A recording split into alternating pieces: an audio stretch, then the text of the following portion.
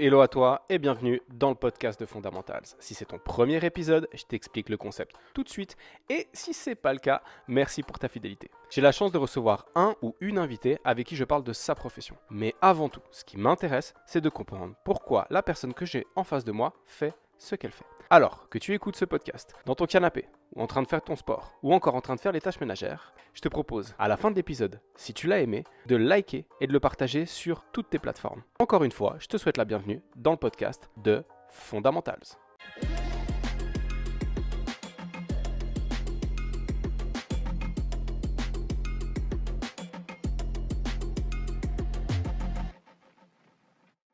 Hello Jessica, bienvenue dans le podcast. Salut Ken, merci de m'avoir invité, je suis ravie d'être ici en tout cas. Merci à toi d'avoir accepté l'invitation. Jessica, moi, je t'ai vu qu'une seule fois. On a discuté, je pense, 5 minutes. Et c'était suffisant pour me dire, ah tiens, ça serait sympa qu'elle vienne dans le podcast pour discuter avec elle. Mais du coup, est-ce que tu peux te présenter et puis nous expliquer ce que tu fais? Bien sûr. Écoute, je suis donc Jessica, je suis naturopathe. On s'est croisés à la salle à Thoiry parce que Mhm. j'interviens là-bas pour accompagner les consultants qui ont déjà bien sûr une activité physique, mais qui voudraient prendre soin de leur santé un petit peu plus loin que ça. Parce que Ok. l'idée de la naturo, c'est que nous, on prend en charge, entre guillemets, la santé des gens dans leur globalité. Donc, Mhm. on va aller bien au-delà de juste un trouble. En général, les gens viennent me voir parce qu'ils ont quelque chose à régler ou un objectif, par exemple, sportif à atteindre. Et on va venir faire en sorte de mettre le corps dans les meilleures conditions pour que ce soit lui qui résolve le problème et ou que ce soit lui qui soit dans les meilleures conditions pour réaliser l'objectif sportif.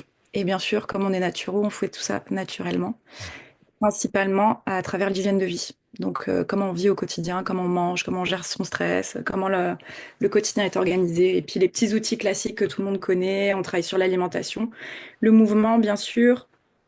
Après, tout ce qui va être plantes, phytothérapie, l'aromathérapie, qui viennent en second plan. Et les compléments alimentaires, qui pour moi sont plutôt des béquilles, mais qui Mhm.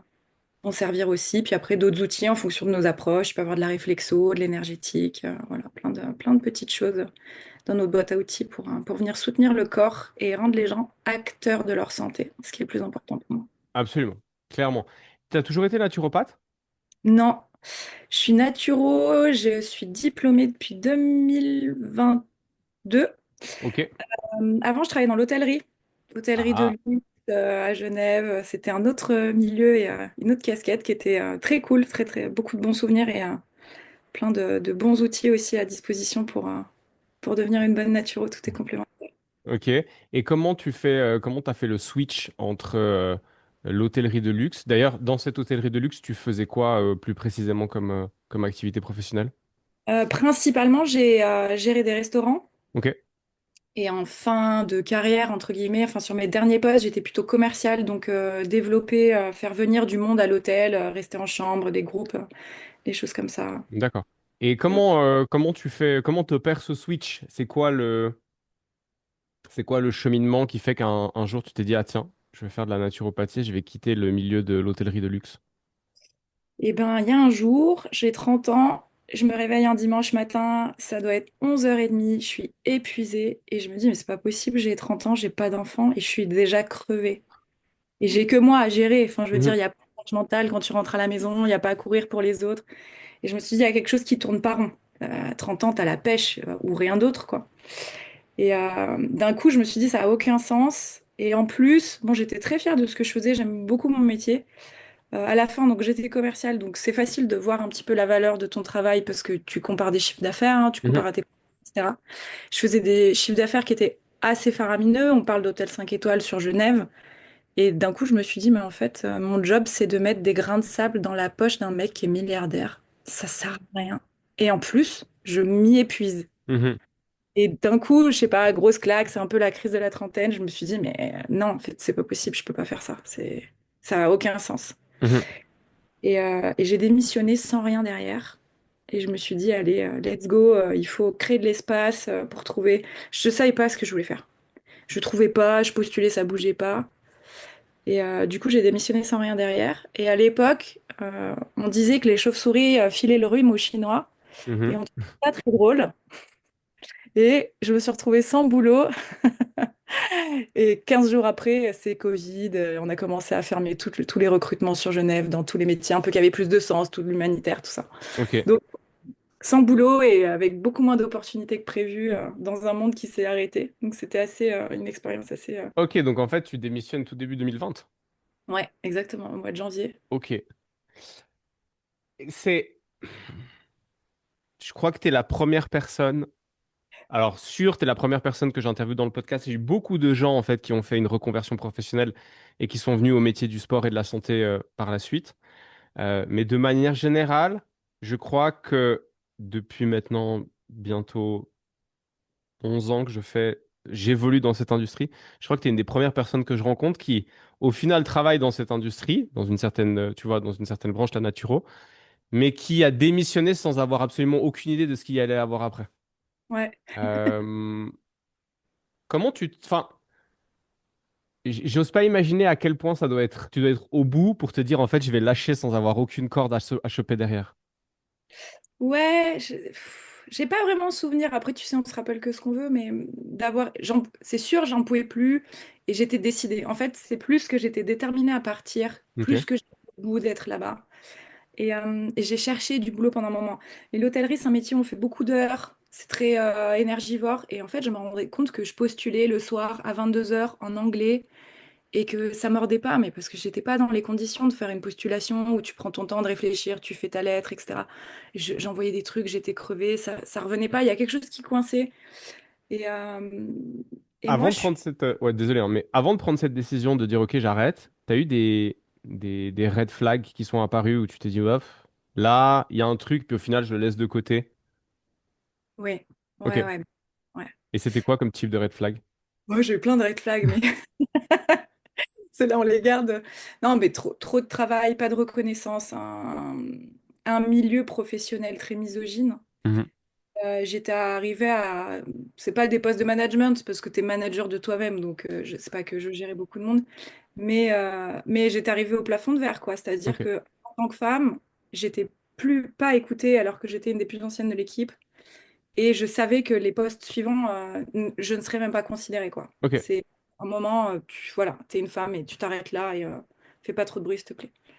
Mhm. Donc, il y a deux, trois red flags là quand ils s'accumulent et que tu grandis, que tu prends confiance en toi, que tu vois que ta qualité de travail, elle est au rendez-vous, que les gens autour de toi te respectent, etc. Et que la direction fait comme si tu n'existais pas. Tu te dis, bon, Ouais, euh, je comprends. et OK. mettre mes qualités en valeur ailleurs. D'accord. Donc là, on est à ce moment, tu décides de tout stopper. On est en plein Covid, donc forcément, marché du travail, il est tout refermé sur lui-même. Mm. Comment t'en arrives à la naturopathie? Je sais pas, j'adore raconter cette histoire. Eh ben écoute, à l'époque, je vis avec mon ex-compagnon et on se prend la tête tout le temps. Le classique confinement des gens les uns sur les autres. Sauf qu'en vrai, je suis insupportable. J'arrête pas de pleurer à l'infini. Je fais des crises de nerfs. Mais un jour, je me réveille, je me dis, mais c'est pas possible. Je suis pas comme ça. Même Mhm. si les conditions, etc. J'étais pas du tout dans l'anxiété du Covid. C'est pas quelque chose qui m'a trop. Enfin, c'est pas ça qui venait chercher ma nervosité. Je me suis dit, ah, je vais aller voir une naturopathe. Elle va me filer des plantes, là, des petites infus, puis je vais me calmer. Et puis voilà. Donc j'y vais un peu, je sais pas trop où je me retrouve, quoi. Et je rencontre une naturo qui me garde pendant 1 heure et demie, qui me pose toutes ces questions qu'aujourd'hui je pose aux clients. Bah, comment ça va? Comment tu manges? Comment tu dors? Comment tu vas aux toilettes? Comment tu régules le stress? Tout ça. Et ça dure un moment, puis à la fin, elle me dit, mais on passe sur l'alimentation. Elle me dit, il y a un régime alimentaire particulier. Et j'étais végétarienne depuis 5 ans. Je dis, ouais, je suis végé, tout ça. Ok, comment est-ce que tu remplaces les protéines? Je dis, bah, je mange du tofu, des lentilles, pois chiches, je mange varié, machin, je me combine les céréales et tout. Ah, super, super. Et elle me dit, puis comment tu remplaces le poisson? Ben, je dis pareil, tofu, lentilles, pois chiches, protéines végétales et tout. Elle me dit, oui, mais dans le poisson, il y a aussi des oméga 3. Mhm. Moi, à l'époque, ça me passe loin. Je dis, ouais, donc, ok, ben, je sais pas, ouais, dans l'huile d'olive. Non, dans l'huile d'olive, il n'y a pas d'oméga 3. Elle me dit, Mhm. tu utilises quoi d'autre comme huile? Ben, rien d'autre. Mhm. Et là, elle m'a dit, ben, en fait, ça fait 5 ans que tu n'as pas mangé d'oméga 3. Ton système hormonal, il est en train de péter un câble. Donc, soit on respecte ton choix végétarien, on regarde la complémentation, soit tu te remets à manger au moins du poisson gras. Donc, maquereau, sardines, harengs, saumon, des trucs comme ça. Puis on regarde. Et je suis rentrée chez moi, j'ai ouvert une boîte de sardines. Et ça m'a changé la vie. Et ça n'a pas Ok. changé ma vie, ça a changé la vie des gens qui me côtoyaient. Incroyable. Alors, il y a l'effet un peu, je pense, placebo, qu'on m'ait donné une solution, d'un coup, tu t'es soulagé. Mhm. Mais j'ai réintroduit parce que je voulais pas prendre de compléments alimentaires. Je me suis dit, à avoir du poisson écrasé comme une serpillière, là, autant en remanger de temps en temps. Et vraiment, j'ai vu un impact sur moi, sur mon système hormonal, sur ma régulation nerveuse incroyable. Et je me suis dit, mais c'est trop génial son métier. Et ce qui m'a le plus touchée, c'est pas qu'elle m'ait donné une solution, c'est qu'elle m'ait expliqué. Mhm. Qu'elle m'ait dit, toi, tu fais comme ça, c'est OK, mais ça a des conséquences. Et on peut trouver des solutions, et après, tu choisis de les mettre en place ou pas. Et de devenir acteur, d'avoir de la responsabilité et de la compréhension, j'ai trouvé ça génial, quoi. Ok. Donc Et c'est hop, ça qui t'a fait faire, qui t'a fait tilt. ouais. D'accord. Tu, comment le fait d'accompagner les gens te nourrit en termes de valeur? Enfin, c'est quoi une valeur qui est importante pour toi et qui du coup est satisfaite à travers le travail que tu fais aujourd'hui de naturopathe? Ben, ça va être un peu cliché, parce que j'en ai deux, trois que je mets dans vraiment, qui sont importantes pour le travail, mais je pense que je vais dire l'amour, parce que L'amour, c'est jamais cliché. Parce que donner les clés aux gens, c'est une chose, mais les mettre en place, c'est de l'amour envers soi-même. Et Mhm. aujourd'hui, il manque tellement de ça que les gens qui arrivent, qui passent la porte du cabinet, ils ont déjà fait une démarche, ils se sont dit, OK, j'ai un truc à régler, il faut que je fasse quelque chose, je veux me prendre en main. Et des fois, alors il y a tout type de tempérament, mais souvent les gens, ils arrivent, ils sont au max de l'effort, quoi. C'est bon, je suis là maintenant, dites-moi ce que je dois faire, et puis je me déleste un peu de la responsabilité. Puis avec moi, ça marche pas comme ça. Puis Et non. avec en général. Donc tu prends, on fait un bilan, puis les gens repartent avec leurs responsabilités, leurs choix, des efforts à faire. Et les gens qui les mettent en place sont tellement heureux. Parce Mhm. que tu le fais pour toi, tu le fais par toi, c'est ta propre discipline qui est mise en jeu. Et je trouve que c'est un cadeau tellement beau, parce que quand tu te réveilles et que tu es plus en forme, parce que tu t'es pris en main, pas parce que quelqu'un l'a fait à ta place, ça, on redonne du pouvoir aux gens, et ça, ouais, c'est génial. Tu dis être acteur, tu vois, de son mieux-être. Ouais, être acteur de Ouais. son mieux-être. Euh, Est-ce qu'au final, et ça c'est une question qui a au final rien à voir avec toi, mais de manière plus générale, est-ce qu'au final on peut aller mieux dans sa santé si on n'est pas soi-même acteur de son mieux-être? On peut aller mieux, mais pas à 100%. Ok. Toujours aller mieux, je veux dire, aujourd'hui, on prend des traitements pour plein de choses, on va mieux. Mhm. Donc oui, je veux dire, dans des pilules, qu'elles soient vertes ou qu'elles soient blanches, il y a un mieux-être qui va venir parce qu'on donne de la matière première au corps. Mais si t'es pas acteur, la cellule, elle n'enregistre pas qu'elle doit se remettre en route. Enfin, il y a vraiment le mental et l'état d'esprit. Pour moi, c'est presque 80% du changement, hein. Ok. D'accord. Donc on revient sur ton parcours. Tu rencontres cette naturopathe, tu décides de faire tes formations. Comment se passe ton parcours de formation? Est-ce que tu es contente de l'école dans laquelle tu vas? Est-ce qu'il y a des anecdotes par rapport à ce monde-là? Est-ce que tu découvres un monde qui te plaît? Est-ce qu'il y a des choses qui te plaisent pas? Comment est-ce que cette aventure se passe? Eh ben écoute, l'aventure se passe bien. Déjà, quand on fait des choix alignés avec son destin, toutes les portes s'ouvrent. Donc, extraordinaire, je trouve la formation. Je trouve un boulot à temps partiel dans une société qui bosse dans les compléments alimentaires naturels. Donc, ce que j'apprends à l'école, ça me sert au boulot à l'école. Donc, l'espèce de combo juste magique dont j'avais besoin, surtout que j'avais plus d'activité professionnelle. Donc, ça se passe bien, c'est dur, hein. Déjà, tu reprends tes études. Du coup, les cours, c'était tous les week-ends. Beaucoup, beaucoup, beaucoup de choses à apprendre. Moi, j'ai pas fait d'études scientifiques, donc tout le fonctionnement du corps humain, la biochimie cellulaire, j'ai eu l'impression d'apprendre du chinois, hein. Je pense les 6 premiers mois, tu crois que t'es, enfin, pas que Mhm. t'es bête, mais on repart de loin, quoi. Puis après, la machine, elle se met en route et ça marche bien. Je pense que je suis très contente de la formation que j'ai fait. C'était une formation en présentiel. Mhm. Moi, j'ai la croyance que si on fait les choses, il faut faire bien. Donc, j'avais Mhm. choisi une école qui était bien classée, qui était reconnue. Je suis super contente de la qualité de la formation qu'on a eue, qui nous a au-delà de nous préparer au métier, nous a surtout préparé à nous débrouiller tout seuls. Parce que la santé, qu'elle soit, nous, plutôt la santé alternative complémentaire ou la santé globale, c'est tellement vaste que tu peux faire 20 ans d'études, t'as jamais fini, quoi. Et donc, on nous a transmis les bases et on nous a transmis comment trouver l'info, où aller chercher, comment comprendre les études scientifiques, etc., pour être vraiment autonome. Et ça, j'en suis sortie contente parce que ben, j'avais confiance en moi en sortant de l'école, parce que je savais que s'il y avait quelque chose que justement je ne savais pas, et il y a beaucoup de choses que je ne sais pas, je saurais où trouver l'info, comment me débrouiller, comment comprendre la physiologie, des pathologies. Les gens, ils viennent te voir avec des trucs, tu sais même pas que ça existe, quoi. Donc voilà, ça, c'était hyper important pour moi. Je pense que le plus drôle de ma formation, et j'espère que mes copines naturo m'écouteront, c'est que tu apprends à prendre soin des gens et tu perds 10 ans d'espérance de vie à bosser, ben, du coup, 7 jours sur 7, le soir, la nuit, à écrire un mémoire par-dessus tout ça, Ouais. sortir avec des cheveux blancs, des cernes, des rides, tout. Tu te dis, bon, va falloir se remettre sur pied avant de recevoir des gens parce qu'on n'était pas au top de notre forme. Donc, je pense que c'est un peu quand même le comble de la formation naturo, c'est d'en ressortir un petit peu plus vieux, mais Mhm. bien plus riche à Ok. l'intérieur. Tu parles de tes collègues au féminin. Est-ce qu'il y avait des hommes dans le cursus ou pas beaucoup ou pas? Alors, pas beaucoup. Nous, on était 19 et il y avait un homme. Donc, Ce mec est un génie. voilà. Il était chouchouté. En plus, c'était le plus jeune de la classe, donc Ah, il y avait plein de tatas, de mamans ok. bien Et, encadrées. et donc Ouais. tu termines ton cursus tu termines ton cursus. Comment est-ce que tu démarres ton activité professionnelle? Je termine et j'ai la chance, en tout cas, j'avais commencé à faire de la thérapie et du coaching pendant la formation, justement pour pouvoir me sentir prête et recevoir tout type de personnes sans être troublée par ce qu'ils amènent au cabinet.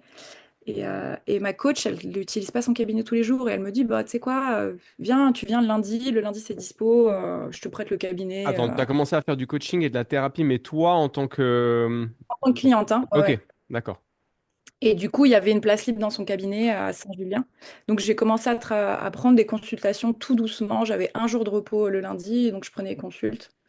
Je pense que ça a duré 6 mois, puis je me suis vite rendu compte que tu peux pas développer une société même si je suis toute seule, en ayant un jour par semaine à disposition pour recevoir les clients. Derrière, nous, on prépare un compte rendu. Donc, en plus, au début, ça te prend des heures.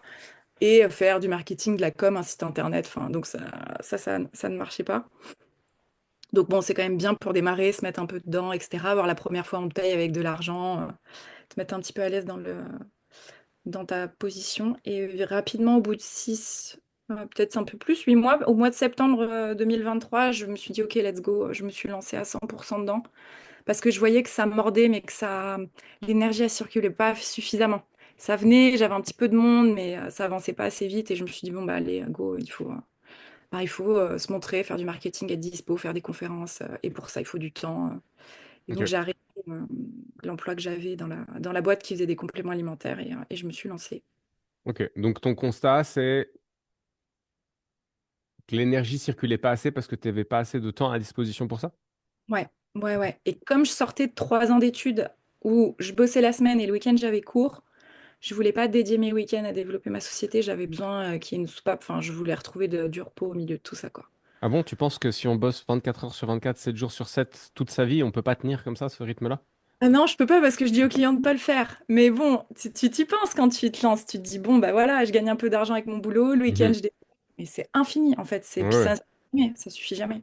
Non, mais je dis ça je dis ça de manière sarcastique dans le sens où je pense qu'on est un peu trop matrixé par Mm. le message, certains messages sur l'entrepreneuriat qu'on voit sur les réseaux sociaux où voilà, on te dit bah en fait bosse comme un malade maintenant parce que tu as l'énergie puis tu te reposeras après. Sauf que ce qu'on n'explique pas, c'est que pendant que tu bosses comme un malade, bah tu es quand même en train de te cramer. Alors certes, pour les indépendantes et les indépendants qui nous écoutent, c'est sûr que quand tu es à ton propre compte, il y a des phases où tu dois pousser la machine, appuyer sur l'accélérateur, bosser très fort pendant plusieurs jours d'affilée.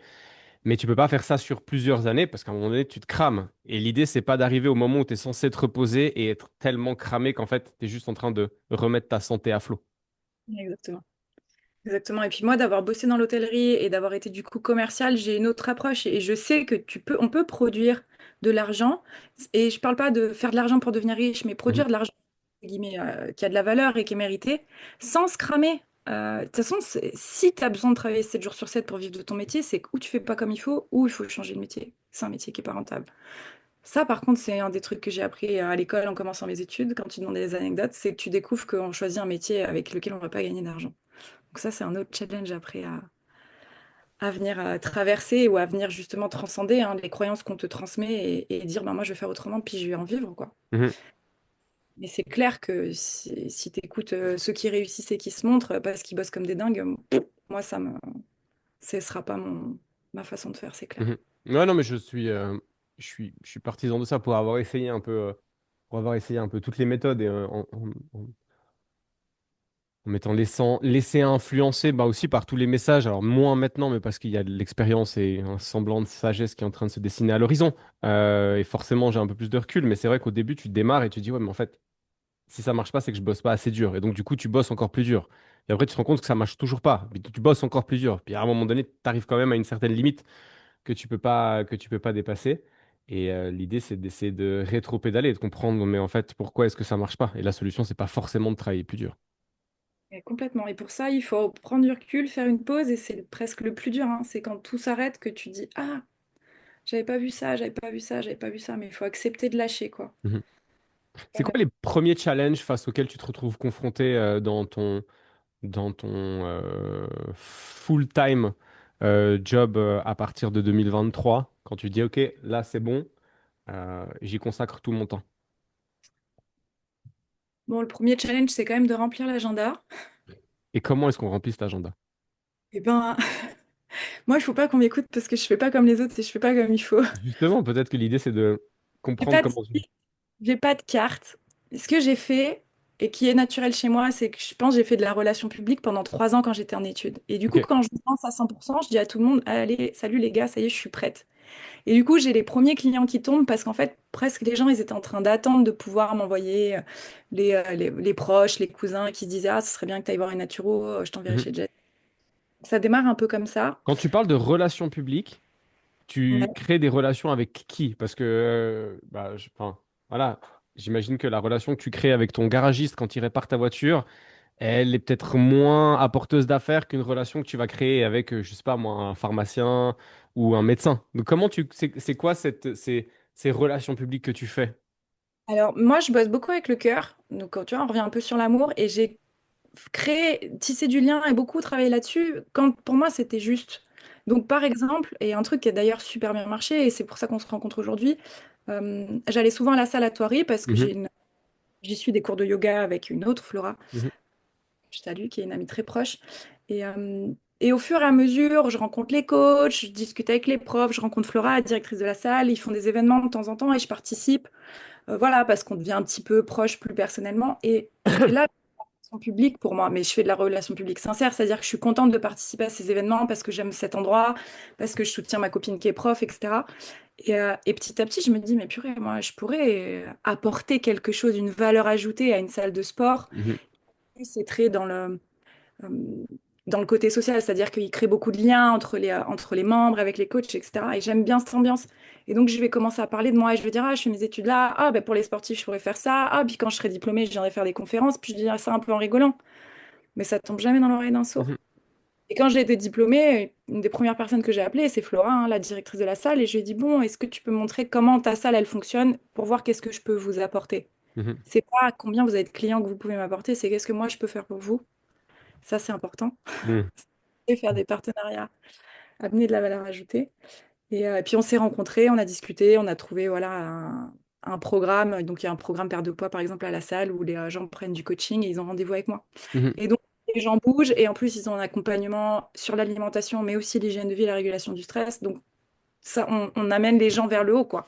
On se mhm. rend service les autres et moi du coup ça me fait des clients. Eux ils ont des clients plus satisfaits.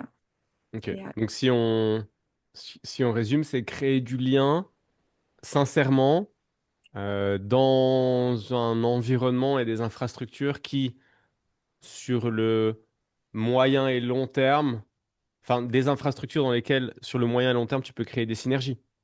exactement. Ok. Ouais, c'est j'ai envie de dire, c'est une espèce de tunnel de vente en présentiel. C'est juste que aujourd'hui, et j'aime beaucoup hein, ce que tu viens de dire parce que ça montre que aujourd'hui, 2023, c'est pas si loin que ça. C'était il y a 2 ans, donc on est quand même dans cette période très réseaux sociaux où on reçoit un peu ce message de tout doit passer par les réseaux sociaux pour avoir de la clientèle dans nos métiers. Et là, tu expliques de manière simple et terre à terre que ben non, en fait, on peut travailler sans les réseaux sociaux, sans avoir de carte de visite, un peu à l'ancienne, et qu'en Ouais. fait, même en 2023, fonctionner et réfléchir sur le terrain de l'humain, de créer des relations, bah, c'est tout aussi viable. Complètement. Et c'est comme ça que j'ai démarré. Et pour moi, je voulais consulter en présentiel et je n'ai fait que des partenariats. Et j'ai comme les 2 premières années, j'ai tourné que aux partenariats et aux clients, au bouche à oreille, etc. J'ai toujours pas fini mon site internet, qui Mhm, sera bien. J'espère qu'il sera fini en plus d'ailleurs quand le podcast va sortir, parce qu'il est sur la fin quand même. Mais oui, j'ai fait ça qu'avec du présentiel et c'est ce que je voulais. Après, c'est quelque chose qui me tient profondément à cœur, c'est tisser du lien.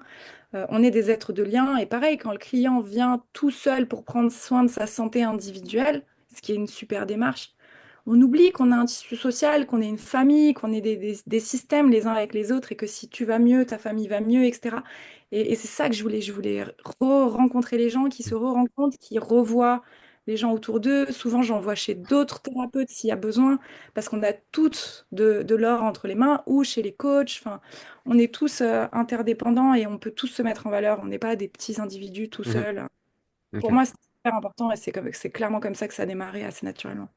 J'aimerais revenir sur un truc que tu as dit et j'aimerais vraiment souligner ça. Et pour les gens qui nous écoutent, les auditrices et les auditeurs, si vous avez envie de démarcher une entreprise, une salle, un futur partenaire, et que vous arrivez dans une position qui n'est pas une position de force, c'est-à-dire que ben on démarre, on est tout petit par rapport au partenaire, le premier truc à demander, et c'est ce que Jess a expliqué là, c'est de dire qu'est-ce que on peut leur apporter et pas qu'est-ce qu'ils peuvent nous donner. Et ça, je trouve que c'est vraiment important de le remettre en perspective parce que j'ai l'impression que trop souvent, quand les gens arrivent pour créer des partenariats, c'est OK, moi j'arrive, personne ne me connaît, mais j'aimerais savoir ce que vous pourriez me filer. Alors que, basiquement, on doit d'abord se demander qu'est-ce qu'on peut apporter à notre partenaire si on veut créer du lien et faire les choses dans le bon sens. Et oui, et puis du coup, si on apporte quelque chose, l'autre te le renvoie, quoi, parce que ça lui rend service et donc il le fait avec sincérité. Mhm, Parce que pour moi, quand il n'y a pas de sincérité, il y a plein de partenariats que tu peux faire, des trucs rémunérés, machin. S'il n'y a pas de sincérité au fond, les clients que tu auras, ils vont pas te ressembler. mhm, Ils vont pas venir, ou alors ils vont venir à moitié ou pour de mauvaises raisons. Enfin, il y a vraiment plein de choses. Tout. Après, on fait aussi comme on peut et au début, on essaye, puis des fois, on se plante. Mais tout ce qui est arranger ou calculer, allez, je vais aller me positionner là-bas parce qu'il y a du monde, machin et tout. Ça, à la fin, en tout cas, moi, c'est comme ça que je travaille, ça fonctionne pas. mhm. Ça fonctionne pas parce que c'est pas aligné avec qui tu es, tu te retrouves avec des gens qui te ressemblent pas, les clients, du coup, sont chiants. Enfin, et là, tu te dis, il y a un truc qui va pas. Il faut changer la façon de faire parce que ça va pas durer. OK. Donc, premier défi, c'est remplir l'agenda. L'agenda Ouais. se remplit grâce au partenariat, grâce au bouche à oreille. Par la suite, ouais, je dirais les caps importants que tu as passés pour toi où tu t'es dit, ah tiens, là, je viens de passer un cap ou là, je me suis retrouvé face à une difficulté, j'ai réussi à la surmonter comme ça, comme ça, comme ça. Ouais, les caps, je pense que moi j'ai été beaucoup très orientée agenda, donc c'est les premières fois où tu te dis, ouais, ça y est, j'ai une semaine complète, ah, j'ai 2 semaines d'attente, tout ça. Donc ça va, au début ça se lance, ça marche bien, et je pense le premier coup dur, cap dur que j'ai eu, c'est passer l'été. Parce que ben d'un coup, ça marche, ça tourne, t'as tout ton truc qui est lancé, et puis les gens partent en vacances. Premier été, ouais. S'inquiète pas du tout de toi. Et premier été, juillet, ça va. Et août, je me prends une dégringolade de l'enfer. Enfin, bien sûr, j'aurais Mhm. dû mettre 4 semaines de vacances au lieu de me dire je vais travailler en août pour voir. J'ai 16 rendez-vous dans le mois. Enfin, c'est un truc, c'est une catastrophe. Et là, je me dis, bon, ok, en fait, il faut que mon chiffre d'affaires il soit un tiers plus haut tout le reste de l'année pour que Mhm. le mois d'août, le mois de décembre, les jours fériés au mois de mai, ils soient couverts, quoi. Et donc, je prends un peu une claque en mode, c'est sympa, la vie, tranquille, je veux pas prendre trop de clients parce que je veux les chouchouter, machin et tout. Mais en fait, si tu veux vivre ton métier, il va falloir passer un cran au-dessus, quoi. Tu te retrouves face à la réalité du terrain. Ouais. Ok. Comment est-ce que tu vis ça et comment est-ce que tu passes par-dessus ça, dans le sens où, bon, voilà, on entend bien dans ton discours, et t'es pas la seule, de vouloir bien faire les choses, donc de vouloir pouvoir prendre du temps, et que tu te retrouves quand même confronté à cette réalité du terrain, c'est-à-dire à la fin du mois, il y a des factures à payer, la fréquentation des gens, elle est quand même aléatoire, ou en tout cas pas régulière sur certaines périodes de l'année. Est-ce que tu as un espèce de conflit interne qui te dit, ah, je dois faire un peu plus, mais donc du coup ça veut dire que j'ai moins de temps, ou pas du tout, ça se met en place assez naturellement? Non, ça se met en place assez naturellement parce que au-delà de... Il y a des mois creux. Moi, surtout, ce que j'ai retenu, je me suis dit, mon métier, il est instable. Mhm, Demain, il y a une galère, il y a plus de clients. Je veux dire, le bien-être, on est loin, loin, loin dans l'ordre des priorités. Et du coup, je me suis dit, au-delà de faire plus de chiffre d'affaires pour assurer mes arrières, il faut que, si au mois d'octobre, il y a une catastrophe, puis en ce moment, on en voit tout le temps, il faut que j'assure mes arrières. mhm, Donc, j'ai plus cherché, en tout cas dans ma tête, il s'est passé deux choses. Je me suis dit, il me faut plus de stabilité.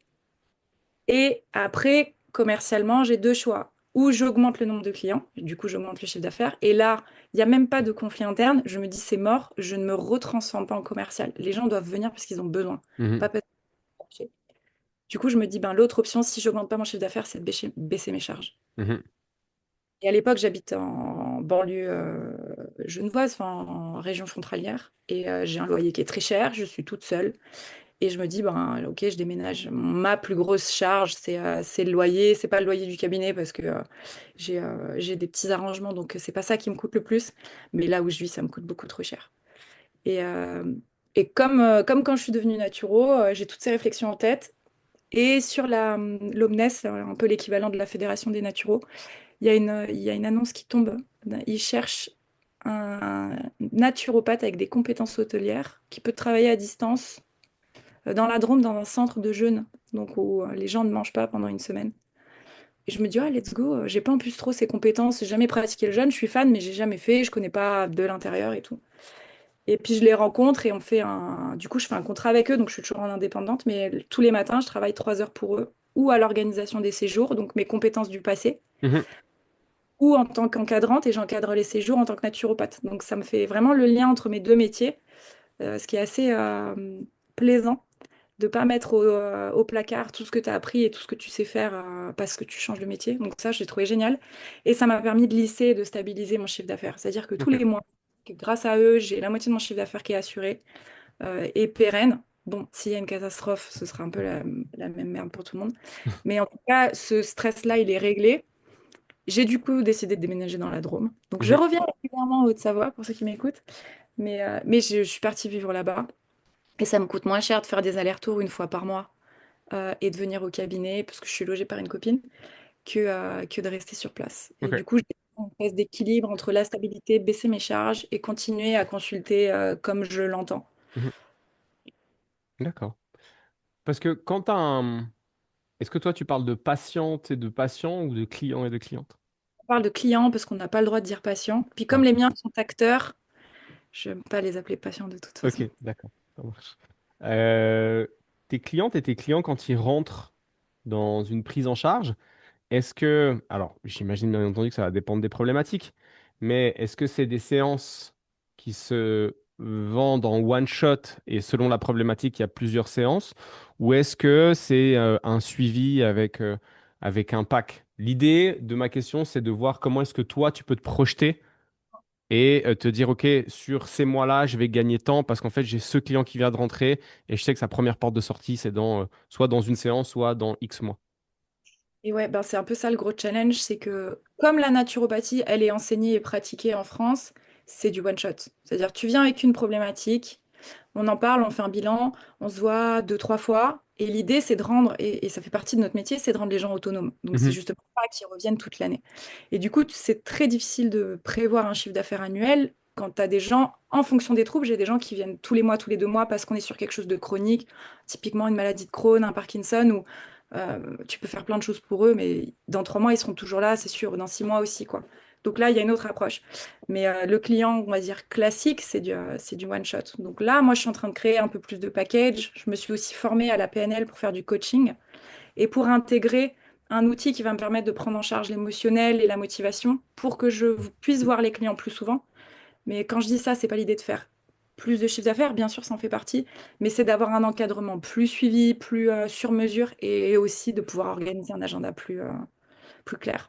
Parce que Comment t'as, sinon, en fait, comment t'as trouvé t'as fait quoi, une formation de praticienne en PNL? ouais, Ouais. maître. Ouais, j'ai fait les deux niveaux. Ok, t'as fait maître praticienne. Parce que j'ai fait que le praticien. Ouais. Comment t'as trouvé ça? Est-ce que t'as aimé? Comment c'était dans l'école dans laquelle tu l'as fait? Tu l'as fait où d'ailleurs? Je l'ai fait à Montpellier, Ok. chez Génération Formation, avec Michel Rollion, qui était un des pontes de la PNL, qui vient de se mettre à la retraite. Ok. Ma coach de l'époque, qui me booste pour démarrer la naturo, me dit, ah, faut que tu fasses de la PNL et tout, tu verras, c'est super. Donc si tu connais la PNL, je vais pas t'expliquer ce que c'est, parce que de toute façon, même quand on l'a fait, on sait pas expliquer ce que c'est. Ouais, c'est vrai, c'est assez juste. Mais grossièrement, elle m'envoie là-bas, je sais pas où je vais me retrouver, mais je comprends que je vais avoir un outil pour moi, mieux me positionner en tant que thérapeute. Mhm. Et d'un coup, je découvre que j'ai un outil pour mieux accompagner les gens, pour leur proposer des choses en plus, quoi. Et bah, la PNL, est génialissime, parce que tu apprends à coacher les gens, mais pour apprendre à les faire avancer, ben, t'en prends plein la tronche, hein. Mhm. Donc pendant 2 ans, en plus du reste, ce qui m'a aidé à remplir l'agenda aussi finalement, mais en plus du reste, ben, une semaine par mois, j'allais à Montpellier pour me former, Ok. pour être une meilleure thérapeute à la base. Ça m'a beaucoup servi personnellement aussi. Et aujourd'hui, ben, voilà, je propose aux clients, quand il y a des blocages émotionnels, je ne me suis pas transformée en psychothérapeute, loin de là. Mais quand il y a des blocages, des comportements un petit peu auto-saboteurs, des petites choses où on dit, bon voilà, si on débloque ce verrou, il y a des belles choses qui vont se mettre en place, je vois les gens à côté pour ça. Ok. D'accord. Incroyable. Alors les gens arrivent vers toi par le bouche à oreille.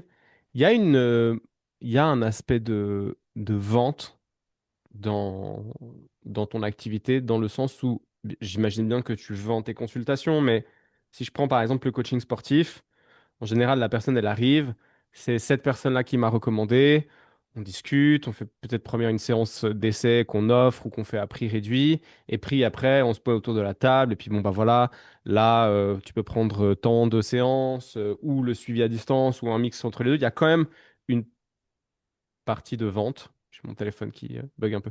Il y a quand même une partie de vente.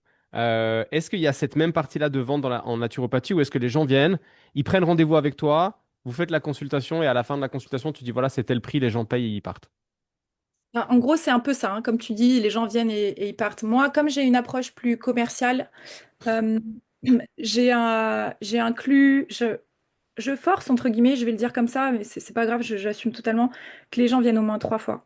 Parce que je fais un bilan, il dure 1 heure et demie. Déjà, ce que très très peu de nature au fond, moi, les gens, je leur demande de revenir une semaine après, pendant 1 heure. J'envoie pas un protocole par mail, que ça passe au milieu de 46 emails, les newsletters et les spams et machin. Ça a de la valeur ce qu'on crée ensemble, donc je veux que les gens y reviennent, je leur donne en main propre et je leur explique tout ce que j'aimerais qu'ils mettent en place, tout ce que je recommande de mettre en place pour qu'on ait le temps de prendre les choses en conscience, de les comprendre, de vérifier si les gens sont d'accord. Parce que des fois, tu te dis, oh, ce serait super qu'ils fassent des bains froids dans le lac Léman. Et quand tu le racontes aux gens, ils te disent, mais j'irai jamais. Mhm. Bon, mon job, c'est quand même d'être suffisamment fine pour voir qu'est-ce qui correspondrait aux personnalités, mais des fois, tu te plantes et de revoir les gens et d'en discuter. Bah, des fois, ils vont dire, ah, mais je suis pas sûre, je vais le faire. Soit on réexplique mieux et ils sont convaincus, soit on change. Donc, ce rendez-vous, il me permet vraiment de valider et fine-tuner à la dernière virgule avec le client que tout est OK, qu'ils sont 100% motivés, que tout peut être mis en place. Donc, déjà, je les vois 2 fois. Et à l'issue de ce rendez-vous-là, je bloque forcément un rendez-vous de suivi parce que pour moi, mon travail, il n'est pas accompli si je revois pas les gens au moins une fois pour être sûr que les choses ont été mises en place, est-ce que ça a bougé, est-ce qu'il y a encore des perspectives d'amélioration, on peut aller plus loin, etc. Et comment les choses ont été faites parce que j'ai beaucoup de clients français, j'ai aussi des clients suisses, mais nous, les Français, on n'est pas toujours très disciplinés ou oui, oui, c'est bon, j'ai fait. Puis quand tu creuses un peu, c'était 3 fois par jour, mais j'ai fait une fois tous les 3 jours. Ah oui, mais ça, j'ai pas lu. Donc c'est aussi bien de voir revoir les gens. Et c'est pas du tout une critique, hein. On a tous des charges mentales jusqu'au plafond, donc les recommandations naturaux, des fois, elles passent un peu au second plan. Et de revoir les gens pour remettre les choses à plat, c'est super précieux, et pour moi, et pour eux. Donc, Ok. pour un rendez-vous quand même. D'accord. Donc en fait, au moment où la personne elle va rentrer dans le cabinet, c'est là que tu lui expliques qu'il va y avoir trois rendez-vous et cette explication, elle est faite en amont. Alors la plupart que j'ai, en tout cas si je les ai au téléphone, c'est expliqué. Ok. Rare, comme j'ai beaucoup de bouche à oreille, c'est assez rare que les gens ils réservent direct. Souvent ils m'appellent. Donc j'ai souvent les gens au téléphone. Et comme j'ai peu de réservations que en direct, quand j'ai des réservations en direct, je les appelle. Ok. Pour leur expliquer ça. Au courant, ouais. D'accord. Et est-ce que du coup, tu t'es déjà retrouvé confronté à des clientes ou des clients qui, au moment où tu dis, bon, bah voilà, écoutez, moi, ma manière de fonctionner, c'est comme ça, on va faire trois séances. On a une première séance, c'est le bilan, après, c'est la restitution de mes conclusions, et puis après, c'est un plan, une session de suivi. Est-ce qu'il y a déjà des gens qui t'ont dit, ah non, en fait, moi, je veux pas, moi, je veux juste une séance? Non, j'ai Ok. une cliente. Ça a toujours, j'ai vraiment très bien marché sans aucun problème. Même, tu sais, cette espèce d'impression, ton client, tu lui expliques le truc, il soulève les sourcils et tu te Mhm. dis, d'ailleurs, c'est pas OK pour lui. Jamais eu de souci. Une fois, j'ai une cliente qui a annulé le rendez-vous de suivi puis qui m'a dit, moi, j'avais pas compris que c'était un accompagnement un petit peu aussi suivi. Pourtant, c'était un suivi, je crois, 1 mois et demi ou 2 mois après. Donc, pour moi, c'est pas, on est quand même pas trop derrière les gens. Elle m'a dit, c'est tout bon, je vais mieux, j'ai pas besoin. Puis elle a annulé. Ce qui est aussi tout à fait juste. Mais Et c'est vrai que tu l'avais payé déjà en amont. Ok. non, je fais pas payer en amont. Donc une fois, voilà, j'en ai une qui m'a dit, puis ça correspondait pas à ce qu'elle avait besoin, quoi. Ok. Mais sinon, je veux dire, les gens, ils sont OK, ils font les trois séances et du coup, à chaque fois, à la fin de la séance, ils te paient. Ouais. D'accord. Est-ce que c'est remboursé par la sécurité sociale ou des assurances maladie? Certaines mutuelles remboursent, comme ils vont rembourser l'ostéo, donc les gens ont quelques séances par an à partager avec d'autres pratiques. Ok. Par la Sécu, nous, c'est pas un métier qui est reconnu en France, donc on n'a pas de remboursement Ok. prévu. Est-ce que tu penses que c'est un frein à la vente d'un accompagnement sous forme de naturopathie? Ouais. Ouais, je pense qu'il y a un frein culturel, c'est-à-dire qu'on est éduqués, nous, depuis tout petit, à j'ai bobo, je vais chez le médecin, on ne m'explique rien. Ça dure 5 minutes, je repars avec une ordonnance, je ne paye pas le médecin, je ne paye pas ce qu'on me donne à la pharmacie. Et là, d'un coup, on te dit, faut que tu te déplaces, faut que tu payes ta séance, s'il y a des complémentaires alimentaires, faut que tu payes tes compléments alimentaires. Et en plus, la nana m'a dit d'aller faire du sport et de faire des douches froides. Et puis elle m'a expliqué ce que je devais faire, elle m'a expliqué pourquoi. Donc ça fait beaucoup. Ce qui est bien, c'est que les gens qui viennent te voir, ils ont déjà fait la moitié du boulot. Je veux dire, les gens qui prennent rendez-vous chez Naturo, ils savent déjà normalement un peu plus que moi ce que j'avais fait initialement, qu'il y a des efforts à mettre en place. Enfin, voilà, qu'il y a des choses, il y a des choses à mettre en place et que c'est pas remboursé. Mais c'est clair que culturellement, c'est pas du tout enfin voilà, on n'a pas du tout ça qui nous est inculqué depuis la plus tendre enfance. Donc c'est un autre prisme, c'est une autre façon de voir sa santé. Donc Mhm. une fois que moi les gens passent la porte, il y a déjà le trois quarts du travail qui est fait. Ils savent que ça va leur coûter. Mais on le prend aussi en compte. Moi, je fais beaucoup attention. Et notamment, c'est à ça qui me sert mon deuxième rendez-vous. Quand on voit ensemble le protocole, c'est voilà, moi je pense que ce complément alimentaire, ça peut être juste. Ça coûte tant, ça vous fait ça comme budget sur le mois. Qu'est-ce que vous en pensez? Est-ce qu'on le fait? Est-ce qu'on le fait pas? On passe sur une marque moins qualitative, moins chère, et on s'adapte. Ok. Mais vraiment, quand les gens ont envie d'aller mieux, euh, euh, les choses, elles se passent bien, hein. Ils savent que la séance sera payante. Soit ils ont déjà en tête qu'il y a un budget complément, puis c'est bon. On y va parce qu'ils savent aussi que c'est un temps court. On part pas sur 10 ans de psychothérapie. Tu viens me voir 2, 3 fois. Ok, c'est un investissement, mais après, les choses, elles sont en place, tu es autonome. Donc, si on l'étale sur une année, j'espère que beaucoup de clients m'entendent, c'est pas si clair. D'accord. Tu te retrouves, ça t'est déjà arrivé de te retrouver face à une cliente ou à un client qui, même s'il a fait, bah voilà, la première partie du chemin, hein, c'est-à-dire qu'il est arrivé jusqu'en face de toi, il a pris le rendez-vous, donc il y a une partie du processus dans sa tête qui est déjà enclenchée, mais de te retrouver confronté à, bah voilà, ce que tu expliquais avant, c'est-à-dire cette éducation de médecin, médicaments, tout va très vite, on t'explique pas forcément, et de devoir convaincre la personne que tu as en face de toi de la pertinence de ton approche. C'est un cas de figure face auquel tu t'es déjà retrouvé. Ouais, j'ai eu une fois un cas très marquant comme ça d'une cliente qui venait pour une perte de poids. Et donc, j'explique un petit peu tout ce que je t'ai dit, que on peut faire de la perte de poids ensemble, on va travailler sur l'hygiène de vie, on va mettre le corps en condition de perdre du poids, donc ça prend du temps, qu'une perte de poids durable aussi, c'est une perte de poids qui doit être graduelle et douce, etc. Et c'est une nana qui faisait beaucoup de sport, qui était très tempérament, très nerveux, très énergétique, hyperactif, tout ça. Et donc moi, je vois l'hygiène de vie qu'elle a. Si son alimentation, la difficulté aussi, c'est qu'on bosse avec ce qu'on nous donne. Si Mhm. son alimentation qu'elle me donne, parce que je demande un journal alimentaire, est juste, j'ai pas trop à toucher l'assiette, c'est raisonnable, les quantités sont raisonnables, c'est assez équilibré, elle fait du sport et elle n'arrive pas à perdre du poids. Donc c'est autre chose qui bloque. Donc moi, je la remets en condition et on travaille un peu le système hormonal, je vais faire des bilans sanguins et tout comme ça. Et elle m'appelle au bout de 3 semaines et elle me dit, ça marche pas votre truc, j'ai pas maigri. Oui, c'est normal. On Je les pense. aime, on les aime, ceux-là. Et là, j'ai été confrontée à quelqu'un qui venait pour que je lui donne une solution, qui voulait pas prendre ses responsabilités et qui n'était pas à l'écoute. C'est-à-dire que je lui ai réexpliqué toute ma démarche et que je n'allais pas lui donner quelque chose qui allait lui faire perdre du poids, mais qu'on allait peut-être réguler plutôt son système nerveux, qui avait l'air de retenir beaucoup de choses. Enfin, il y avait pas mal de choses qui déconnaient autour, et tant que c'est pas régulé, le corps, il lâche pas, quoi. Mhm. Et je lui explique tout ça, elle me redit, ah oui, ok, ok, ok, super, ouais, ok, super. Elle me rappelle 3 semaines après, elle me dit, ouais, j'ai payé 150 euros de séance, plus les compléments alimentaires, et j'ai perdu 500 grammes. Et elle m'appelle super énervée. C'était Noël, ça faisait 3 semaines qu'elle n'avait pas fait de sport. Je dis, ben, vous venez de passer les fêtes, vous n'avez pas fait de sport pendant 3 semaines, vous avez perdu du poids, ça va? Non, non, non, ça marche pas, votre truc. Et bon, on s'est jamais revu, hein. Ok. Donc, des fois, on tombe sur des personnalités qui nous conviennent pas. Et Et elle, ouais, la magie du bouche à oreille, c'est que quelqu'un lui a dit, va la voir, elle est géniale. J'ai perdu du poids avec elle. Et elle s'est dit, ben, c'est bon, j'y vais, baguette magique, Jess, elle va me faire perdre du poids, et ça n'a pas marché. hop là. Ok. Mais du coup, c'est la seule personne face à qui tu t'es retrouvé confronté qui était dans ce cas-là, ou est-ce qu'il y en a quand même certains où c'était un petit peu dur à faire comprendre les choses et finalement tu as réussi à les embarquer avec toi euh, Bon, c'est dans le fait celle d'être acteur de leur transformation? celle avec qui j'ai eu la plus grosse difficulté. Puis la première fois, ça te touche quand même. Tu te dis, ah, j'ai pas fait comme Mhm. il faut.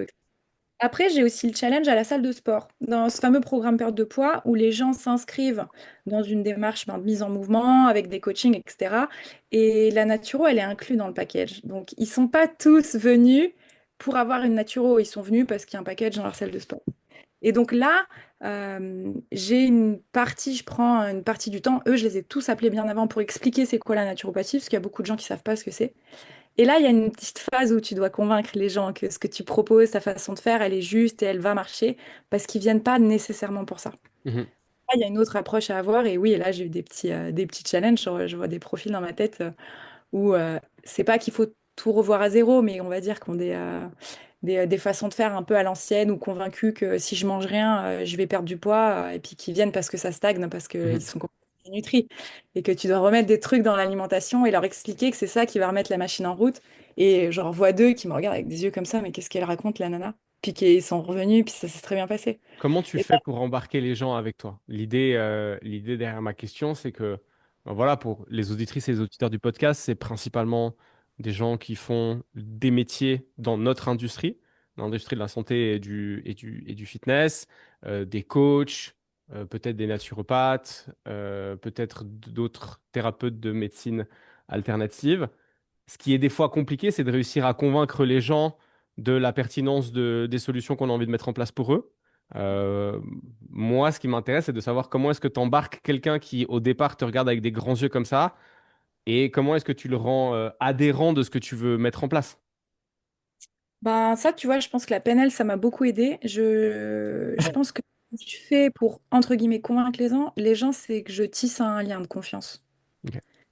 Et en plus, on a 1 heure et demie de bilan. Donc, il y a vraiment le temps de créer un lien avec la personne qui se sente suffisamment en confiance pour voir qu'en face, il y a du répondant, que je suis capable d'expliquer énormément de choses. Et une fois que je comprends comment il marche, je m'adapte beaucoup aux personnalités. Mais c'est vrai que d'avoir l'espace d'expliquer ce qui va se passer par la science, hein, parce que la physiologie du corps, même si on sait encore pas tout, les basiques, on est quand même assez au clair et d'expliquer les gens, d'expliquer aux gens comment ça fonctionne et surtout de respecter la personne qui est en face.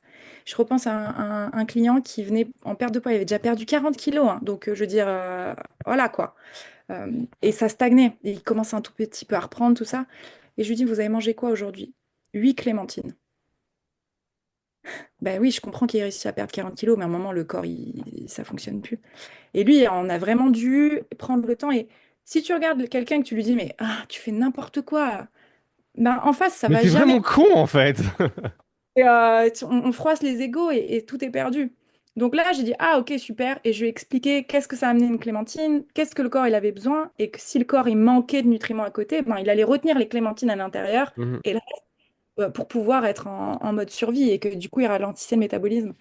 Et vraiment, ça, c'est une des valeurs aussi que je mets beaucoup dans mon travail, c'est le respect. On respecte l'autre en face, on ne sait pas ce qu'il y a derrière, on ne sait pas l'éducation qu'il y a eu, on fait tous comme on peut pour s'en sortir dans les vies de fous qu'on a aujourd'hui. Donc moi, je pars du postulat que c'est déjà très bien ce qu'ils font et on regarde comment on peut faire mieux. Pas venir avec de la contrainte, avec des jugements, avec je vous montre du doigt ou avec je suis la bien-pensance, je trouve le pire truc. Moi, je sais, regarde-moi, moi je fais comme ça et puis les gens adhèrent pas, quoi. Ouais. Vraiment tisser un lien de confiance et de respect envers l'autre et ce qu'il fait. Et on a un point de départ, on peut que s'améliorer de toute façon, donc c'est cool. Comment est-ce qu'on crée cette safe place avec le client ou avec la cliente? Tu parles de respect, Mm. ok, mais concrètement, factuellement, comment est-ce que on crée cet environnement-là, C'est une selon bonne toi? question. Je sais pas. Bon, je pense que c'est un peu naturel. Après, quand on est thérapeute, on a quand même une démarche où on est dans la bienveillance, on veut prendre soin de l'autre. Donc il y a déjà quelque chose qui est assez, qui vient naturellement. Moi, en début de séance, j'explique comment ça va se passer. Je suis assez, si on me connaît, en plus tu m'as vu dans d'autres circonstances dans la vie, je suis assez dynamique, un peu solaire, un peu, ça se motive, on rigole et on est un peu sarcastique. Là-dessus, on s'est pas mal retrouvé. En séance, je suis beaucoup plus calme, je suis beaucoup plus dans l'accueil, je laisse beaucoup de place pour que les gens s'expriment. Des fois, ils me racontent des trucs, je n'ai pas du tout besoin pour la séance. Mais des fois, c'est la première fois qu'ils le racontent et puis ils te prennent 5 7 minutes de ton rendez-vous, mais ça leur fait tellement du bien. Et Mhm. là, tu sais que le lien, il est en train de se tisser. Donc, Mhm. c'est laisser l'espace aux gens pour qu'ils s'expriment. Aujourd'hui, moi, je me régale faire un podcast. Mhm. On n'a nulle part l'espace pour s'exprimer aussi longtemps. Ouais. À part chez le psy, les gens n'ont jamais 1 heure et demie qui leur est dédiée. Raconte-moi comment tu vas, raconte-moi comment tu Mhm. fais, ok, on va regarder, etc. Donc ça, Donc, ça peut être aussi simple. Je fais des guillemets pour ceux qui écoutent seulement en mode podcast. Je suis en train de faire des guillemets. C'est simplement laisser l'espace à la personne de s'exprimer. Donc, ce qui, moi, me fait me dire que le thérapeute, le coach, et ça pour ceux qui nous écoutent, j'ai tendance à me dire que les gens qui écoutent le podcast sont alignés sur mes valeurs. Donc, normalement, ils ne devraient pas être visés par ce que je veux dire. Mais pour ceux qui ont toujours leur grande bouche ouverte, ça veut dire la fermer un petit peu pour laisser l'espace aux autres d'ouvrir la leur. Ce serait ça, l'idée. exactement, Mhm. exactement. Il se passe des choses merveilleuses dans les silences. Mhm. C'est le plus beau moment des séances. Quand on laisse un peu de silence et que les gens continuent à leur réflexion dans leur tête et d'un coup, ils vont balancer quelque chose. Et des fois, moi, je prends le cœur de mon métier, c'est quand même prendre soin de la santé des gens. Et on oublie parfois, parce qu'on ne l'apprend pas aussi, c'est que l'émotionnel, l'état d'esprit va bloquer aussi ta santé, hein. Si Mhm. tu veux aller mieux, mais qu'à l'intérieur, tu es convaincu que si tu vas mieux, il va t'arriver ci ou il va t'arriver ça, que tu as des croyances limitantes, ton corps, il ira pas mieux s'il Mhm. pense qu'il va aller dans le moins bien pour d'autres raisons qui sont conscientes ou inconscientes. Et quand tu laisses les gens s'exprimer et que au lieu de les couper parce que tu as compris où ils veulent t'emmener, tu les laisses finir et tu dis ah super. Et là, leur pensée, elle se termine et il y a un autre mot qui va sortir et d'un coup, ils vont dire ah ouais, mais je me rends compte que si je perds du poids aussi, blablabla. Et en fait, ils n'ont pas besoin d'une nature, ils viennent de trouver la solution, quoi. Et Mhm. ça, Mhm. on n'a pas toujours le temps, mais en tout cas, c'est clair que créer de l'espace, je trouve, un cadeau tellement précieux qu'on s'offre plus que là, on tisse un vrai lien avec les gens. Et pour moi, c'est hyper important. Mhm. Tu parlais avant de ton travail en parallèle dans ce centre de jeunes, Ouais, donc centre pour faire du jeune, pas un centre pour les jeunes. Euh, Est-ce que toi, tu as affaire directement aux clients qui vont dans le centre? Oui? ouais. Ok. Est-ce que tu vois une différence de typologie de clientèle entre les gens qui viennent à ton cabinet et où moi j'ai l'impression que la démarche s'inscrit plus dans une démarche de long terme, mais ça c'est moi, je suis très certainement biaisé dans mon raisonnement, et les personnes qui viennent en cure entre guillemets pendant une semaine. Bon, non, ton regard est pas biaisé, il est assez juste. C'est vrai que c'est pas la même démarche. Surtout, c'est une question un peu aussi de revenus. C'est-à-dire que quand tu viens dans un centre qu'organisent des jeunes, c'est une belle maison dans la Drôme avec un super quai, t'es encadré, t'as une naturo, il y a un accompagnateur en montagne qui est là toute la journée, il part 4 heures en rando, il y a des masseurs, on Ça fait des coûte conférences. des thunes. Ça coûte, c'est clair, quoi. Et souvent, on est sur deux typologies de clients, c'est-à-dire, effectivement, il y a le client qui vient me voir, qui va, comme on dit dans l'hôtellerie, se sortir les doigts pour mettre des choses en place, pour prendre en charge son quotidien, remettre sa santé être dans le mieux-être, on va dire, sur le long terme. Mhm. Les gens qui vont venir jeûner, en tout cas dans ce cadre-là, je ne parle pas des gens qui vont jeûner en autonomie, Mhm.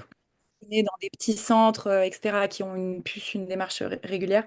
Mais souvent, c'est un peu le cliché du Parisien qui a une vie à 1000 à l'heure, qui est pas loin du burn-out, qui gagne bien sa vie et qui va se dire, ouah, il paraît que le jeûne, c'est super, j'arrête tout. Et donc, on les voit arriver comme des fusées, ils sortent du TGV.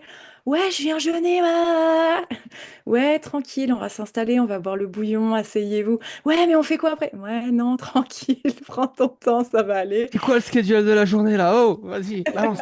C'est un peu ça, donc ils sont contents parce que le planning est rempli toute la journée. Après, je fais un peu le cliché, hein, tout le monde n'est pas comme ça. Oui, oui, bien sûr. Ils vont prendre des massages toute la journée pour surtout pas avoir une heure de libre et qui vont à la fin du séjour dire ouah, ça m'a changé la vie, j'ai eu des révélations extraordinaires, je vais changer mon mode de vie, etc. Et après, je sais pas tous les après, mais souvent, et ce qui est la vérité, et pour tous, on revient dans notre quotidien. Mhm. On est rattrapé par la to-do list, par la charge mentale, par la famille, par le boulot, etc. Mais souvent, c'est des gens qui reviennent tous les ans. C'est leur soupape, eux, ils prennent de l'oxygène une semaine par an, quand d'autres, qui ont des budgets différents et des approches différentes, vont venir se créer de l'oxygène au quotidien. Mhm. Ouais. Oui, et puis au final, même si cette approche-là, elle est assez court-termiste, au final, c'est leur manière de fonctionner et personne n'est là pour juger si c'est bien ou si c'est pas bien, quoi. Bon, moi, je préfère quelqu'un qui essaye de faire ça une fois par an plutôt que rien. Et, euh, et le jeûne, c'est quand même un outil hyper puissant et tu peux prendre vraiment des grosses claques quand tu Mhm. jeûnes. Par rapport à l'alimentation, on crée tellement d'espace aussi, on revient sur l'espace, de pas réfléchir à ce que tu vas faire à manger. Déjà, ils réfléchissent pas à la to-do list puisqu'on s'occupe de toute la journée. Pas à ce que tu vas manger, pas à ce que tu vas manger. Des coups, après manger, on mange quoi? Parce que dès qu'on a fini de manger, on est déjà en train de calculer ce sera quoi le prochain resto quand on est en vacances, tout ça. Et d'un coup, ça crée de l'espace. Et Ouais. la nourriture, c'est aussi quand même très parasitant pour le cerveau. Alors, on se rend compte quand on jeûne qu'on a le cerveau beaucoup plus clair. C'est aussi grâce au corps cétonique. Enfin, ça, Mhm. c'est... Et on a plein ouais, de révélations. Il y a beaucoup d'émotions aussi qui s'éliminent. Donc, ça change quand même la vie. Donc, je suis convaincue que même si les gens ont des vies à 1000 à l'heure, ça leur apporte quelque chose de toute façon de se faire du bien. Et il y a forcément des petits changements qui viennent. Ok, cool. Euh, Dernière question avant qu'on passe au quiz, parce qu'il y a un quiz sur toi. Une dizaine de questions plutôt à but, histoire de se marrer un petit peu. Ok. C'est quoi le revers de la médaille pour toi de tout ce que tu fais aujourd'hui? S'il y en a un, si tant est qu'il y en ait un. Le revers de la médaille, je pense que j'ai eu des phases de grosse fatigue. C'est beaucoup de stress. Peut-être si, allez, le revers de la médaille, moi qui aime beaucoup créer du lien, remettre les gens en contact, etc., ben, des fois, tu te sens assez seul quand même. Mhm, Là, tu vois, je suis partie dans la Drôme, j'ai déménagé, j'ai eu un petit creux dans les consultations. Et d'un coup, tu te dis, bon, ok, encore, on revient sur l'espace, je prends du recul, qu'est-ce qui se passe? Et tu es tout seul à réfléchir. Est-ce que tu as fait des bons choix? Est-ce que tu es au bon endroit? Est-ce que tu es au bon prix? Et d'un coup, quand tu te remets en question, tu te sens un peu seul, quoi. Donc, c'est super, les collabs, moi, ça me fait beaucoup de bien. Dès que la salle, elle organise des mhm. événements, je viens parce que je trouve qu'on est une communauté. Donc, dès que je peux, je me retrouve dans des milieux où on est plusieurs. Mais c'est vrai qu'à la fin, et à la fin du mois, quand tu fais ta compta, tu es tout seul, quoi. Donc, si ça n'a pas marché, ben, qu'est-ce qu'on fait? Qu'est-ce qu'on fait de mieux le mois prochain? Comment on rebondit? Est-ce que je suis au bon endroit? Est-ce que j'ai choisi mon métier? Est-ce que je vais m'en sortir pendant 10 ans? Ouais, il y a des moments de solitude quand même, ça, Tout c'est à pas fait. facile. C'est clair. C'est clair. C'est d'autant plus intéressant de créer du lien avec les autres entrepreneurs du milieu. Mm, Comme ça, bah voilà. On se fait une team de gens qui bossent chacun pour eux, mais ça fait du bien de pouvoir échanger. exactement. Exactement, ouais, c'est très Cool. précieux. Alors, le but du quiz, Jess, c'est que tu réfléchisses le moins possible aux réponses que tu vas me donner. Tout ce que je connais de toi, c'est ton humour, je suis pas rassurée. Je comprends que ça te fasse peur. Donc tu Oui, peux me parce que redonner? moi j'ai rencontré Jess il y a pas longtemps, c'était il y a peut-être un mois en arrière. On a discuté ensemble peut-être 10 minutes et j'ai fait preuve d'un grand sarcasme pendant ces 10 minutes, donc j'avoue que c'est peut-être pas le truc le plus rassurant. Mais je t'assure, comme je te l'ai dit par message, je suis un être de bienveillance et d'amour, la Ok. plupart du temps. C'est parti. Quand tu étais petit, tu jouais à quoi? Au sable doux. Au sable doux, ok. Un aliment que tu n'aimes pas manger. Hmm. J'aime pas. Ouais, peut-être un peu les. Moi, je mange tout. Mhm, Non, ok. Ton outil de travail favori? mon ordi. Une de tes manies, si tu en as une. Je mange bio, mais Mhm. vraiment tout le temps. Ok. Et du coup, si t'as pas de bio, tu manges pas? Ben, je fais la grimace, quoi. Et c'est possible que je mange pas. Mais en tout cas, à l'intérieur, ça fait maxi la grimace, quoi. Ouais, ouais. Je suis un peu excessive là-dessus. Hmm. Ta citation préférée, si tu en as une. Non, j'aurais pas de citation comme ça. Un gros mot que tu dis souvent? Putain. Mhm. Ton repas préféré? Ah! Des côtelettes d'agneau au barbecue avec des courgettes aux petites herbes de Provence. Ok, bon, c'est très sain tout ça. Ton film favori, si tu en as un? Into the Wild. Ah, ouais. Ce que tu aimes le moins dans ton job? Ah, la solitude. La compta, l'admin, les trucs comme ça, là. Oh, c'est Faire chiant. la compta et l'admin seul. Ouais, oh, c'est l'enfer.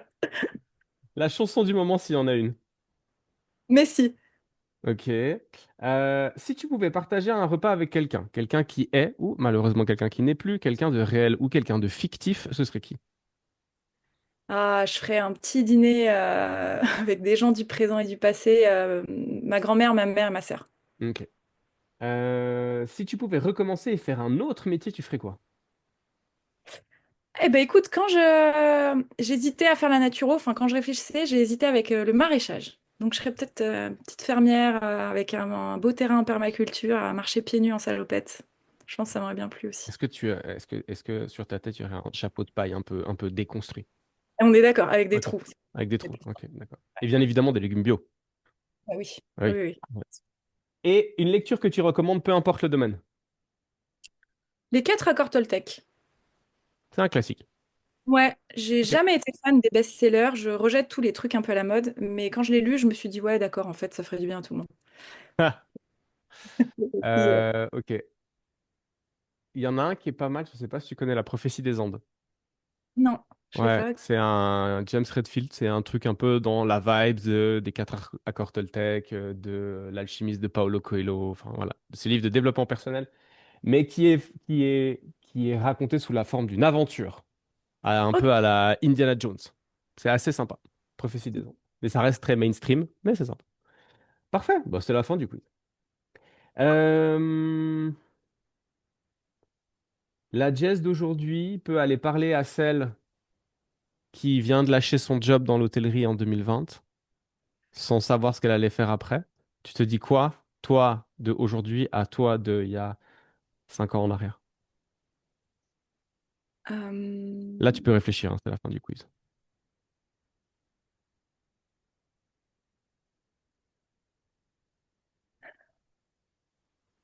Tu vas rayonner. Vas-y. Ah, c'est ça que je Ah, voulais dire. tu vas rayonner? Ok, cool. C'est bon ça. C'est Ouais, simple et précis, efficace, ça me plaît. on se comprend. Dans 10 ans, tu voudrais être où ou en être où? Ah! Euh, dans 10 ans, j'aimerais être, tu vois, un peu la petite sorcière, cheveux longs, gris, avec mon petit bâton, Ouais, qui a une petite maison pas loin de la forêt. Je ok. sors de temps en temps pour venir voir mes clients, puis après, j'irai faire l'ermite là-bas dans ma colline. Un Ça, petit truc comme ça. ça te plairait bien. Ouais, En train de faire pousser tes herbes médicinales. exactement. Ok, j'approuve le message de l'ermite. Je pense que tu en conviendras qu'on est dans une époque compliquée. Je ne vais pas dire la plus compliquée parce que bon, j'ai pas vécu toutes les époques, donc je peux pas savoir. Mais cela étant dit, est-ce que tu pourrais me donner un truc positif sur le monde dans lequel on vit aujourd'hui? Ouais, ben écoute, la visio, elle permet de tisser une autre forme de lien et de faire des choses qu'on n'aurait pas fait. Même si Il y a d'autres inconvénients. Mais finalement, tu vois, il n'y aurait pas la visio. Est-ce qu'on ferait ça aujourd'hui? Je sais pas. Est-ce qu'on se serait rencontrés, etc., Mhm. etc. Ça permet quand même de... Ouais, je pense qu'il faut de toute façon vivre avec son temps et y trouver des avantages sympas. Donc ouais. La visio, ça me parle. Jess, un dernier mot pour les auditrices et les auditeurs du podcast qui nous ont écoutés. Quelque chose que tu as déjà dit et que tu aimerais redire, ou quelque chose que tu n'as pas encore dit et que tu aimerais partager avec les personnes qui nous écoutent. Ouais, ben, je vais revenir sur l'amour, l'amour de soi, pour faire des efforts pour soi. Je trouve que ce qu'on ne transmet pas dans notre culture occidentale, c'est le plaisir de la discipline. Et j'aimerais dire aux gens qu'être discipliné, avoir de l'autodiscipline, c'est une déclaration d'amour envers soi-même. C'est pas une contrainte, c'est pas un effort. Si ta discipline, tous les matins, tu te lèves, tu vas faire ton truc de mobilité, ta séance de sport, tu vas courir, et que tu le fais pour toi et pour faire vibrer ton cœur, tu vas te lever plus tôt pour y aller. Ça change. Pour toi et faire vibrer ton cœur. Ça, c'était fort. Est-ce que tu penses que le problème, c'est pas le mot discipline en lui-même? La Peut-être, connotation qu'on lui donne. oui, c'est la définition qui est cachée derrière, qu'on nous a transmis. La discipline, c'est aller à l'armée, gna gna gna, on obéit sans réfléchir, et on a une super mauvaise image de ce mot. Donc, on peut mettre un autre mot ou on peut changer de prisme. Et moi, je suis pour les changements de prisme, en fait. C'est notre façon de penser à travers du mot qui est erroné. Mhm. Ouais, bien sûr. J'aime bien le switch de prisme. C'est vrai que quand on dit discipline, je, je pense que si tu vas dans la rue et que tu demandes à 100 personnes trois mots qui connotent avec discipline, il y a beaucoup, à mon avis, de gens qui vont parler peut-être de douleur, enfin, ou de, tu vois, de difficulté. Mm. Je suis pas sûr que à chaque fois les trois mots soient à tendance positive. Mm. Et Ah ouais, pourtant, et pourtant, c'est quelque chose de bien. ouais. T'es dissipé, ouais, enfin, ouais, on n'aime pas tous ces mots-là. Ouais. Ah, Ok, ça me parle. j'aime bien Euh, transcender. ok, donc le changement de prisme avec lequel on voit la discipline. Et de manière générale, changer sa position de perception par rapport aux différents mots pour utiliser un terme de PNL. Cool. Merci Jess pour tout ça. Où est-ce qu'on peut te retrouver? Alors, j'ai un cabinet à Saint-Julien. Je pratique aussi à Thoiry, donc à la salle, Mhm. ça s'appelle la salle, hein, la salle Ouais, de sport. la salle. Je reçois les gens 3 semaines par mois, par an, 3 semaines par mois. Je vis dans la Drôme, donc Mhm. je suis plutôt du domicile. Tout le monde peut me retrouver de toute façon en visio, de n'importe où. Mhm. Et de temps en temps, je viens aussi pour les formations du CQP à Thoiry. Donc, Ok. je vadrouille pas mal. Je suis là suffisamment régulièrement pour qu'on trouve un créneau pour se retrouver. D'accord. Si on veut te contacter, on passe quoi? Actuellement par ta page Insta avant que ton site soit prêt? Oui, Insta, même mon site, hein, jessicabonnel.fr, c'est marqué page en Ok. construction. Il y a tous mes contacts dessus. Ah bah magnifique. Donc, Google, Instagram, tout fonctionne. Et c'est y part. Ok. De toute façon, je mettrai les différents liens pour te contacter dans la description du podcast. Jessica, merci beaucoup pour ton temps. Avec plaisir, C'est merci très Ken. agréable ce moment de douceur et de calme. C'est chouette. Ouais. Cool. Après, c'est ce à quoi je m'attendais quand même un petit peu. Ça Avec va? les naturopathes, c'était très très bien. Ça fait du bien ça fait du bien de se poser un peu, même quand on travaille, quand on discute et tout. Je trouve que c'est des moments qui sont agréables je vais pas dire ralentir le temps, mais peut-être de le faire défiler un peu moins rapidement qu'habituellement. Donc, Mm. c'était très bien. Un petit moment de pause pour moi aussi et c'était très agréable.